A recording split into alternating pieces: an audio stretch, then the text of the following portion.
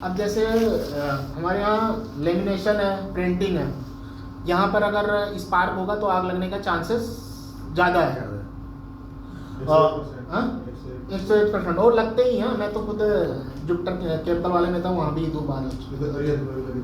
हाँ तो मुर्था वाले हाँ मुर्था वाले आप मुर्था वाले में हाँ मैं स्विमिंग में था।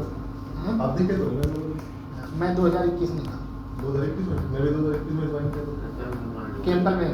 मैं सिविल में था बट केमिकल में आना था पाल जी के साथ विजय पाल। विजयपाल। हाँ तो कभी वो रहते हैं विजय पाल से। मैं 3 साल रह गया पता नहीं आप नहीं दिखे, राठी वगैरह थे और ये सेतु कंपनी बड़ी होगी सर। हाँ? कंपनी बड़ी होगी, आप इधर से ये इधर से नहीं नहीं ऐसा नहीं है। मैं 2021 में था। कंपनी कंपनी अच्छा कंपनी डर गया होगा, ऐसे डर गया होगा आप सोचा पता नहीं क्या होना चालू करा। हाँ जो अलकायदा रहता था मौका ने उसको निकाला था। उसके शेखर को जानते हैं, हां से परचेस में किए हुए ना बुड्ढे से साउथ के हैं। अभी तो मैं अशोक अभी नया सोचा है। मौका बहुत हरामी है, इसलिए तो मैं छोड़ा था। ये ऐसे कहता है काम कुछ और है, काम कुछ और पकड़ा देता था।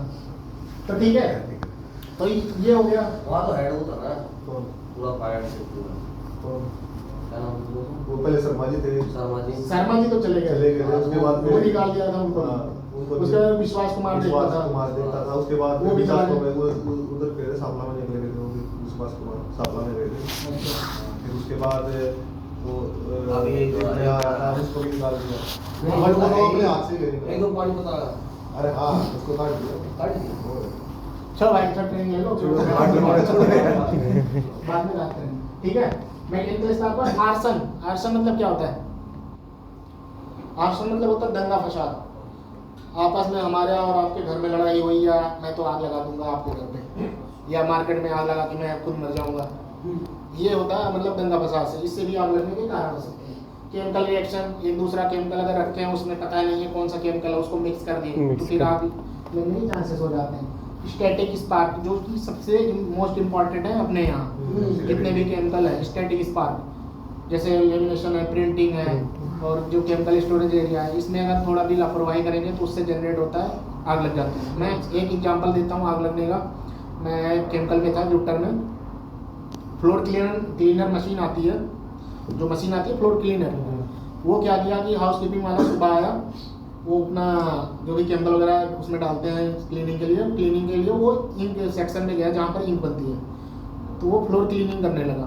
फ्लोर क्लीनिंग करते समय वो क्या किया कि मशीन में अंदर से ही फ्लोर पे स्पार्क लग गई, वो आग लग गई, मशीन में आग लग गई, तब तक फ्लोर पे फैलने लगा। क्यों लगी?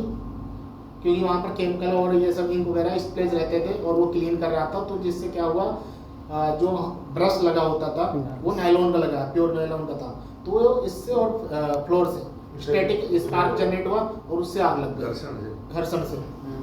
अर्थिंग नहीं थी नहीं तो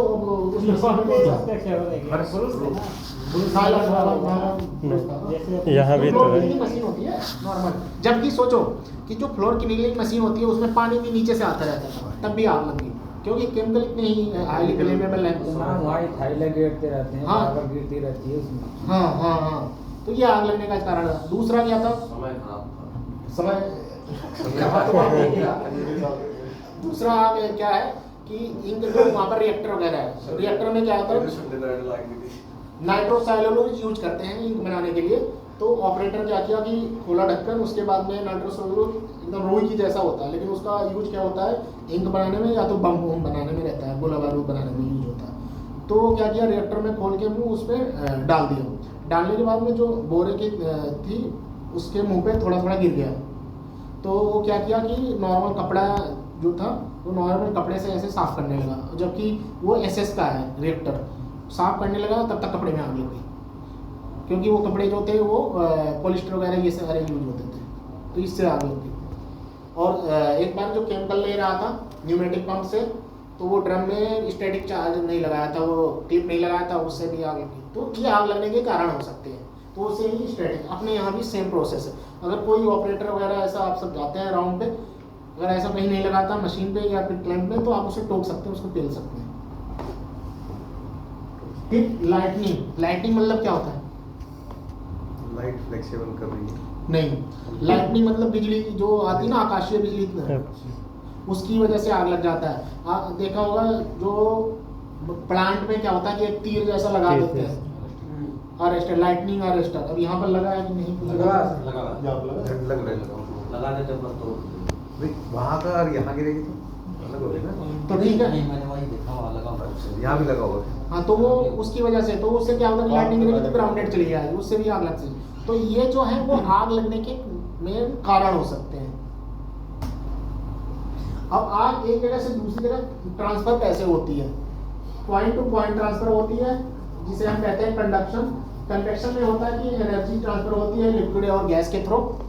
उसके बाद में रेडिएशन में जो भी रेडिएशन निकलता है, एक्सरे वगैरह जो हमारे होते हैं वो रेडिएशन के थ्रू होते हैं। तो उसके दौरान हो सकता है, आगे हम पिक्टोरियल देखेंगे। मान लो कि यहाँ पर दिखाया गया कि यहाँ पर आग लगी, ये पॉइंट टू पॉइंट वाला है। अब ये आग लगी यहाँ पर, ये इसकी पाइप हीट होगी, पाइप हीट होगी तो यहाँ पर भी चांसेस है कि यहाँ पर धीरे धीरे वो मेल्ट होगा, तो जो भी जलने वाला रहेगा उस टेम्परेचर झेल नहीं पाएगा, यहाँ भी पकड़ लेगा। तो आग ऐसे पॉइंट टू पॉइंट ट्रांसफर होती है। जैसे इसमें आग लगी, लेकिन जब यहाँ पर लगी आग तो ये पूरा हीट होगा, तो यहाँ भी हीट होगा, और यहाँ से तेल वगैरह बाईपास जा रहा है, तो यहाँ भी आग सडन पकड़ लेगी, जिस फ्लोर पे लगे वो वहाँ पर पकड़ लेगा दूसरी जगह। तो इसे कहते हैं पॉइंट टू पॉइंट। अब इसे कहते हैं कन्वेक्शन। कन्वेक्शन में क्या होता है कि जो यहाँ फ्लोर पे आग लगती है, इस फ्लोर से जो हीट निकलती है और स्मोक और धुआं निकलती है, उसको निकलने का कहीं जगह नहीं मिलता है, फिर वो दूसरे फ्लोर पे आग लग जाती है। ये होता है रेडिएशन। यहाँ पर मान लो आपके सिलेंडर और highly flammable chemical reaction chemical रखे हैं, और साइड में उसमें भी रखे हैं, लेकिन इसमें आग लगी तो इसका हीट और हीट जो ट्रांसफर होगा उसकी वजह से फिर आग लगने के चांसेस बढ़ जाएंगे। अब इसमें रेडिएशन में क्या होता है कि पहले देखा होगा जो प्रिंटिंग वगैरह मशीन होती है, पहले क्या होता कि उसको नीडल से प्रिंट करते थे, लेकिन अब प्लास्टिक वगैरह पे या आप मेटल वगैरह पे देखेंगे वो लेजर प्रिंटिंग होती है। आपको हाथ वगैरह डालोगे तो आपको पता ही नहीं चलेगा कि इसमें कैसे प्रिंट हो रही है। सामान जब रख दोगे उसके नीचे तो वो प्रिंट हो जाता है, अपने आप कट कर देता है। तो लेजर में इतना ताकत होता है कि वो प्रिंट कर देता है। तो वही सेम वो रेडिएशन के थ्रू हो रहा है। अब लेजर सर्जरी चालू हो गई है, जैसे अब कट कम करते हैं लेजर द्वारा ही, उसको वहाँ पर लगा के ऑपरेशन कर देते हैं। तो वो सब किसके थ्रू हो रहा है? वो रेडिएशन के थ्रू हो रहा है। तो सेम इसमें भी कि रेडिएशन के हाईली अगर केमिकल वगैरह या ऐसा कुछ रखे हैं, वो आग लगी तो जो हमारा हीट होगा वो ट्रांसफर होगा और आग लगने के चांसेस बढ़ जाएंगे। अब आते हैं कि जो हमारे यहाँ फायर एक्सटिंग्विशर है, वो फायर एक्सटिंग्विशर में क्या क्या पॉइंट और कहाँ कहाँ पर क्या होता है। तो सबसे पहला है कि डिस्चार्ज लेवल। यह है, इसमें अगर हम यहाँ से पुश करेंगे तो निकलने लगेगा। और डिस्चार्ज लॉकिंग पिन, इसमें पिन लगा होता है। डिस्चार्ज होज, जिसे इसको हम होज कहते हैं, जिससे निकलता है जो इसमें आइटम रहेगा। फिर डिस्चार्ज नोजल, जो इसके आगे का होता है वो नोजल कहते हैं। और डिस्चार्ज ओरिफिस, इसका जो डाया होता है। और बॉडी, और इस पर डाटा प्लेट होता है कि कौन सा फायर एक्सटिंग्विशर किस में यूज करना चाहिए और कितने कौन सा टाइप है, सारा इसमें मेंशन होता है। फिर ये कैरिंग हैंडल और ये प्रेशर गेज। अब जो फायर एक्सटिंग्विशर हमारे एरिया में हैं, ये कह रहे थे अभी कितनी देर तक चलेगी? 5 मिनट। ये यार बिल्डिंग और के बारे में देख लेना आप यार अभी कोई तो अब जो हमारे यहाँ फायर एक्सटिंग्विशर रखे हैं, वो हम कैसे पता करेंगे कि ये काम करेंगे या नहीं करेंगे। अगर हमारे लेफ्ट हैंड साइड रेड में चले जाते हैं, उसकी सुई चली जाती है, तो समझ लो प्रेशर उसका डाउन हो गया है, इमरजेंसी में वो काम नहीं करेगा। अगर ग्रीन में है तो वो काम करेगा। अगर इस side right hand side red में चला जाता है, तब क्या होगा, उसका प्रेशर बहुत ज़्यादा हो गया। क्या होता है कि ये जो चीज़ होती है वो प्रेशराइज होती है, प्रेशर से भरे जाते हैं। और किसी चीज़ को अगर हम प्रेशर से भरते हैं और उस एरिया में जहाँ पर रख देते हैं वहाँ पर गर्मी वगैरह थोड़ा है, तो क्या होता है कि वो एक्सपेंड होता है। कोई चीज़ प्रेशराइज होती है और उस एरिया में अगर हम हीट देंगे तो वो एक्सपेंड होगा। तो एक्सपेंड होने से क्या होता है कि प्रेशर ऑटोमेटिक बढ़ जाएगा। तो अगर अधिक प्रेशर हो गया तब भी यूज नहीं करना है। किसी चीज़ को अधिक प्रेशर है और उसको हम सडन तुरंत उसको अगर खोलना चाहें तो फटने के चांसेस बढ़ जाते हैं।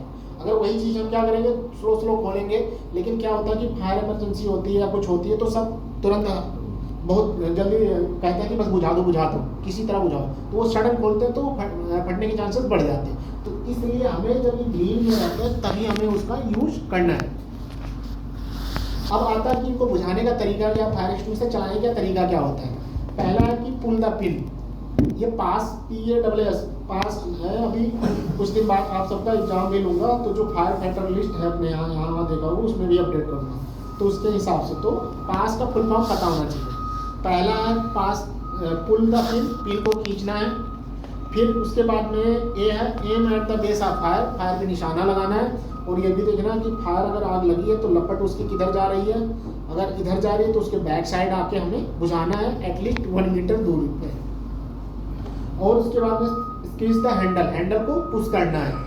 और स्वीपिंग एक्शन मतलब जैसे हम झाड़ू लगाते हैं तो ऐसे करके कि ऐसा ना हो कि जो फ्लेम हम बुझा यहाँ रहे मार यहाँ रहे और जो फ्लेम पे नहीं जा रहा है और जो इसमें वैसे मटेरियल निकल रहा है वो बाहर निकल रहा है, उस पर जा ही नहीं रहा, इसलिए बोलते हैं स्वीपिंग एक्शन। अब जो फायर हमारे यहाँ जो सिस्टम जो लगे हैं या कॉमन यूज होते हैं, फायर हाइड्रेंट जो दीवार पे सारे लगा है, देखा होगा फायर हाइड्रेंट लाइन है 100 मीटर डायोड का है, तो 100 mm का, तो वो फायर हाइड्रेंट है, उसमें होज बॉक्स रहते हैं। तो इसको यूज करने के लिए एटलीस्ट 3 बंदे की ज़रूरत है। उसका जब थोड़ा गर्मी आने लगे तो हम ट्रेनिंग देंगे, क्योंकि अभी कोई पानी छुएगा नहीं, गीला हो जाएगा तो उसको ठंड लग सकती है। फिर आता है फर्स्ट फायर होज रील, जो होज रील आती है, होज रील ड्रम जैसे वहाँ पर डैमेज पड़ा है यूटी क्रेन के पास में, तो उसे हम फायर होज रील कहते हैं। उसकी जो डाया होता है वो 19 mm होता है, और जो यहाँ पर हाइड्रेंट पे यहाँ पर लगा उसका होता है 63 mm। उसके बाद में ऑटोमेटिक स्प्रिंकलर सिस्टम हमारे यहाँ जो लगे हैं, जैसे कि आपके बल्ब दिखा होगा रेड कलर के होते हैं, उसमें लाल से है ना, तो वो उसे हम स्प्रिंकलर सिस्टम कहते हैं। तो वो क्या होता है कि वो 68 डिग्री टेम्परेचर पे वो फटता है और फिर उसके बाद में वहाँ से निकलने लगता है पानी। हेलो, फिक्स्ड सेपरेशन सिस्टम अपने यहाँ कहाँ लगा है? क्या हो गया है इसमें? नहीं, फिक्स्ड सेपरेशन सिस्टम वहाँ तो ये स्प्रिंकलर सिस्टम लगा है, automatic sprinkler. Fixed separation system यहाँ पर जब हम एंटर करते हैं तो 3-4 सिलेंडर यहाँ पर रखे हैं, वो कनेक्ट करके जो हमारी लेमिनेशन और प्रिंटिंग की मशीन है उसमें लगा है, उसमें लगा है। ये इसमें क्या आता है, CO2 फ्लोटिंग सिस्टम है। इन केस में फायर होगा तो ये ऑपरेट होंगे, ऑटो डिटेक्ट होंगे तो उसके बाद में फिर ऑपरेट हो जाएंगे सारा, तो वो पूरा जो एरिया में आग लगेगा वो बुझा देंगे। तो उसी को कहते हैं फिक्स्ड सेपरेशन सिस्टम। अब हमारे यहाँ ये फिक्स्ड सेपरेशन सिस्टम देखा होगा पैनल में, जो इलेक्ट्रिकल पैनल है, यहाँ पर बोर्ड है, स्विच गियर वगैरह, उसमें भी छोटा सा रखा है, वो भी फिक्स्ड सेपरेशन सिस्टम में आता है। उसमें CO2 फ्लोटिंग सिस्टम में CO2 है। उसके बाद में फायर एक्सटिंग्विशर। तो जो फायर एक्सटिंग्विशर ये सारे सिस्टम है, ये 2 टाइप में आते हैं, एक्टिव और पैसिव। एक्टिव मतलब होता है कि आग यहाँ पर लगी और आग को वो बुझा दे, उसको फैलने ना दे, उसे हम कहते हैं एक्टिव। तो इसमें क्या क्या आ गया हमारा, फायर हाइड्रेंट आ गया, फायर होज रील आ गया, ऑटोमेटिक स्प्रिंकलर सिस्टम आ गया, फिक्स्ड सिस्टम आ गया, स्प्रिंकलर सिस्टम आ गया। ये जो आता है वो एक्टिव में। अब पैसिव मतलब कि आग यहाँ पर लगी लेकिन वो कुछ कर नहीं सकता, बस वो क्या करेगा, वो हमें इन्फॉर्म कर सकता है, बता सकता है, वो होता है पैसिव में क्या आते हैं, फायर डोर। या फायर डोर क्या होता है कि जो हमारे यहाँ फायर डोर लगे हैं, वो फायर डोर क्या करेंगे, वो 2 घंटे 2.5 घंटे तक वो फायर रेजिस्टेंट से कर्टेन बन के रहेंगे कि आगे आग को इधर से उधर जाने नहीं देंगे, फैलने नहीं देंगे। तो वो सारा पैसिव में आता है। अब आजकल जो आते हैं कि वो वाइड ग्लास विंडो, उसमें आपको दिखाई नहीं देगा, लेकिन उसमें ग्लास, जैसे हमारे यहाँ अभी गाड़ियों में देखते होंगे, गाड़ियों में हमें कुछ दिखाई देता है, लेकिन जब टूटता है तो उसमें दिखाई देता है कि वायर टाइप और उसमें एक दूसरे से चिपके होते हैं। तो सेम ऐसे इसमें भी होता है कि कंपनियों में कि अब जो विंडो वगैरह आते हैं उनके भी रेटिंग आते हैं कि ये आधे घंटे 1 घंटे तक ये कैपेसिटी झेल सकते हैं आग अगर लगी तो। इससे जब ज़्यादा जाएगा तो ये टूटना स्टार्ट कर देगा। टफन ग्लास वही होता है। फायर टेम्पर, ये जो होता है फायर टेम्पर, HVAC सिस्टम सबने देखा होगा, आप सब काम किया होगा। क्या होता है HVAC सिस्टम? तो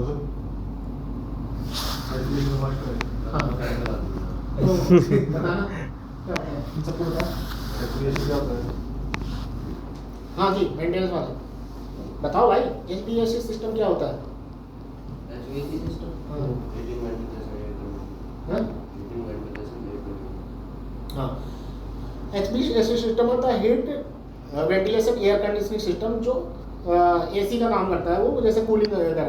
तो उसमें जो एचयू हमारे एयर हैंडलिंग यूनिट होती है उसमें जो डक्टिंग होती है, डक्टिंग एक फ्लोर से दूसरे फ्लोर पे गई रहती है। जब अभी हमारे यहाँ शायद वहाँ झज्जर प्लांट में लगा होगा तो एचयू जो सिस्टम होता है उसमें डक्टिंग होती है। तो उसमें ये होता है कि आग लगे तो एचयू के थ्रू एक फ्लोर से दूसरे फ्लोर पे ना जाए। तो उसमें क्या होता है कि एक फायर डैम्पर लगाया जाता है। फायर डैम्पर, तो फायर डैम्पर क्या करेगा, वो सेंस करते ही कि अगर उसमें स्मोक गया उस एचयू सिस्टम में एसी के थ्रू या किसी के थ्रू गया स्मोक तो वो बंद कर देगा। तो जिससे आग एक जगह से दूसरी जगह नहीं पास होगी। एक एग्जांपल मैं देता हूँ, नहीं लगा होगा, नहीं लगा है। लगा होगा उसी के लिए तो बोल रहे थे। मक्खी मूवी किसी ने देखा? मक्खी, हाँ मक्खी मूवी, हाँ हाँ हाँ हाँ, उसमें एचयू सिस्टम ही उसको नहीं निकलने देती है, फंस जाता है उसमें। ये एचयू सिस्टम का काम है, ठीक है। जबरदस्त मूवी है जब वो वहाँ पे तांत्रिक को बुलाता है उसको मरवाने के लिए, मैं बहुत पहले देखा हूँ, मतलब लोक हो जाता है। हाँ हाँ, उसका एक बॉयफ्रेंड मारते हैं वो फायर टेम्पर होता है। तो फिर वो मक्खी बन जाएगा। फिर अब जितने जो कुछ पेंट आते हैं हमारे यहाँ, जैसे केबल वगैरह है, केबल बाईपास करते हैं तो उसका कोटिंग कर देते हैं, और कोटिंग करके फिर अंदर से कि अगर आग वाग लगे तो बाहर ना आए। उसमें फोम टाइप क्या होता है उसका, मैं नाम भूल रहा हूँ, फायर रेजिस्टेंस कुछ होता है कि जहाँ केबल बच जाते हैं वहाँ लॉक सील कर देते हैं क्या ग्लाइड? ग्लैंड को, और केबल बच जहाँ से पास होता है वो सफेद सा फोम फोम सा होता है, उसका फोम। नाम भूल रहा हूँ मैं। जो यहाँ पे मंगाए थे, हाँ हाँ, वो इसीलिए होता है कि आग वगैरह या कोई आए जा ना सके जानवर, हाँ सिलिकॉन वगैरह वाला, तो वो भी फायर, हाँ हाँ फायर रेजिस्टेंस भी वो भी होते हैं। उसके बाद में ऑर्गेनिक इनकम्बस्टिबल फाइबर, कुछ फाइबर वगैरह जो हमारे यहाँ यूज होते हैं या हर जगह यूज होते हैं, वो थोड़ा उसका फायर रेजिस्टेंस होता है कि ये 2 घंटे 3 घंटे तक झेलेंगे और ये जलेंगे नहीं। और जो फायर अलार्म वगैरह सिस्टम है ये हमारा किस में आता है, पैसिव सिस्टम। फायर अलार्म क्या करेगा, वो डिटेक्ट करेगा, चिल्लाएगा कि यहाँ ये आग लग गई है, आग लग गई है, बस वो बुझाएगा नहीं, तो उसे पैसिव कहते हैं। फिर ये मैनुअल कॉल पॉइंट MCP है। अगर इन केस आप इमरजेंसी आपको कहीं समझ में नहीं आता तो हमें ये दबाना है और जो इस एरिया में रिस्पॉन्सिबल होगा वो वहाँ पर पहुँचेगा। ये सारे सिस्टम जो लगे हैं, जैसे फायर एक्सटिंग्विशर हो गया, सैंड बकेट हम यूज करते हैं, ट्रांसफार्मर वगैरह वाला, फायर हाइड्रेंट सिस्टम यूज करते हैं जब बहुत बड़ी आग लग जाती है या आग कंट्रोल नहीं, fire sensor, MCP, safety belt, height belt, rope होता है इस तरह। हाँ अब आपका क्वेश्चन नहीं होता, वो बल वाला पूछ रहे थे। हाँ वो तो और बताया दिया, वो तो आपने बताया दिया।